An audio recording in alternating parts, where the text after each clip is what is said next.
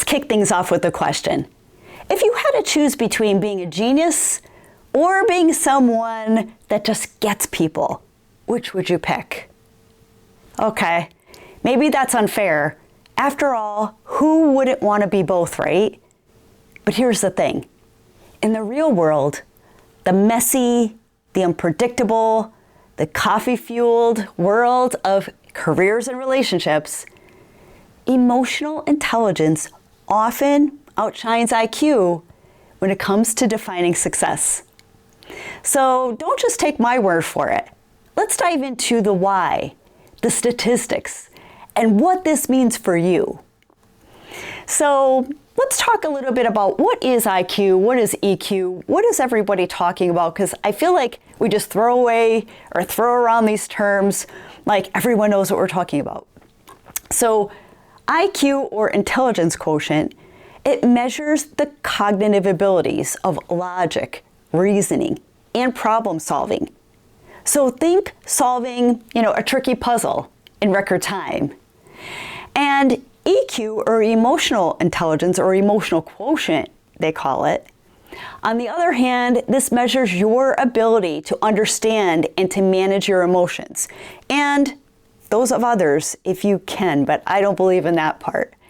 Think of calming in a heated argument, or being able to read the room at a meeting. So those people are really special. They really can figure things out. And I think you probably know who they are, or maybe you're someone that can read the room and really can get a vibe of someone really easily. So both are really important, but here's the kicker. Research shows that EQ might have an edge when it comes to long-term success. So how about that? And the statistics don't lie. High emotional intelligence equals higher earnings. So people with higher emotional intelligence, they earn an average of almost $30,000 more annually than those with lower EQ. So you might ask why? It's because they excel at collaboration, at leadership, and at navigating conflict. Leaders need EQ, or emotional quotient.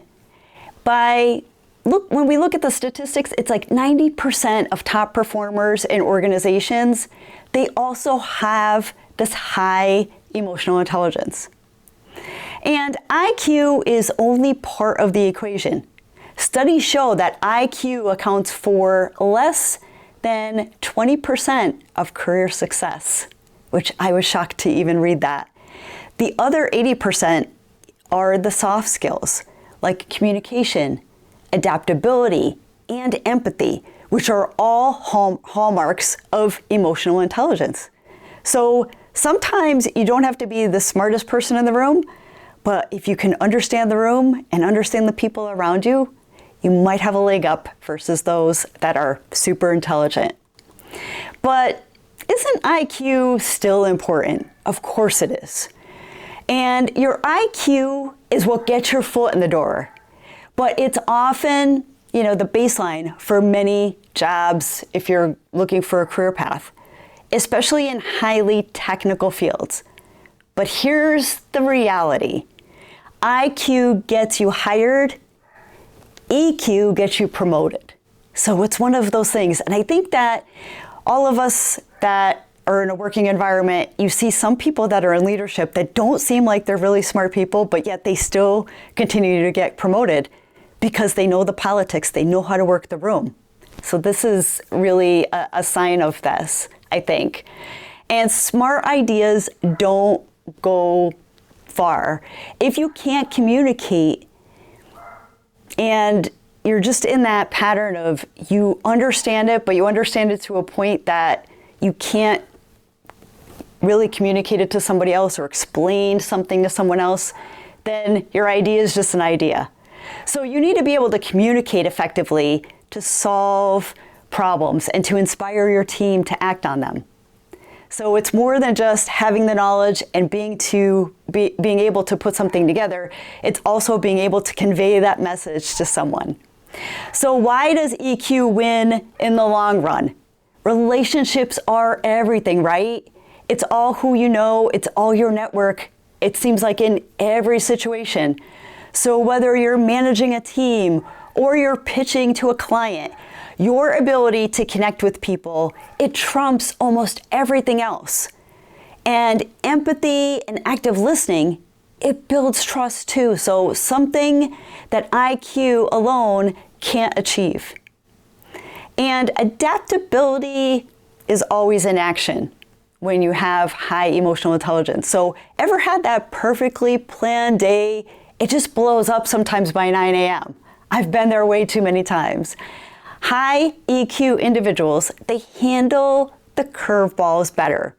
They stay calm, collected, focused, instead of spiraling into a stressful path for themselves, I guess you would say. And leadership is more than just brain power. The best leaders aren't the ones who know everything, but they're the ones who can inspire, the ones that can motivate, and the ones that can bring out the best in others. So, how can you boost your IQ, or boost your EQ rather, in 5 simple steps? So here's the good news. Unlike IQ that tends to be pretty stable, either you're really smart or you're not. And most people that you meet that are super smart, sometimes they're a little bit awkward too, right? But EQ can be improved at any time. So even if you're a super smart person and you just struggle with communication, there's still hope for you. Our first tip is practicing self-awareness. And notice your triggers and how you react to stressful situations. Are you a Hulk smasher, or are you calm as a cucumber? So how do you react to things? And a second area is mastering empathy. So make it a habit to think and to ask, how might they be feeling before responding? So if you're talking to someone, think about maybe there's something else going on with this person that is just not on the surface. And listen, don't just hear. So active listening means giving someone your full attention, not formulating response while they're talking. So this comes back to listening skills, and super important. A fourth area is managing your emotions. So the next time you're about to snap out, pause, breathe, and reflect. Channel your inner Zen as much as you can.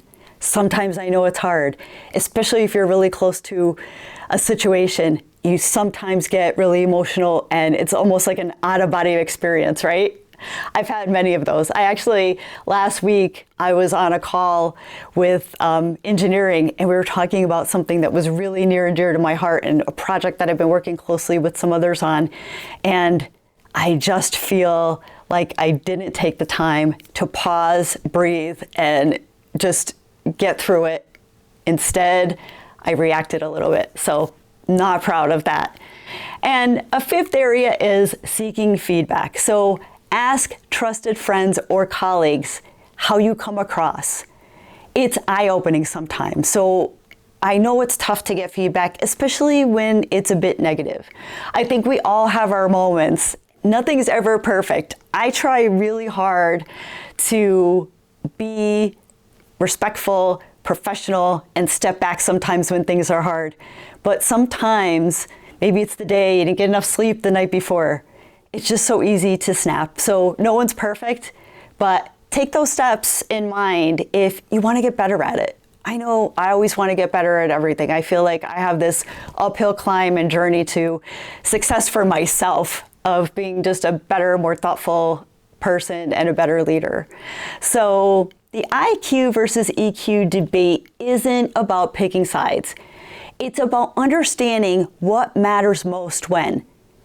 IQ, that might ace the test, but EQ builds the relationships that make success sustainable. So the next time someone talks about smart and how smart they are and how many degrees they have and how educated they are, we all have those in our lives that are braggers. Ask them, yeah, but how's your EQ? So now it's your turn. Do you think EQ or IQ makes a bigger impact on your life? Drop your thoughts in the comments. I'd love to hear your perspective on this. If you found this content valuable, please consider sharing it with someone that maybe needs a little kick in the pants, and consider subscribing, and we will see you all in the next video.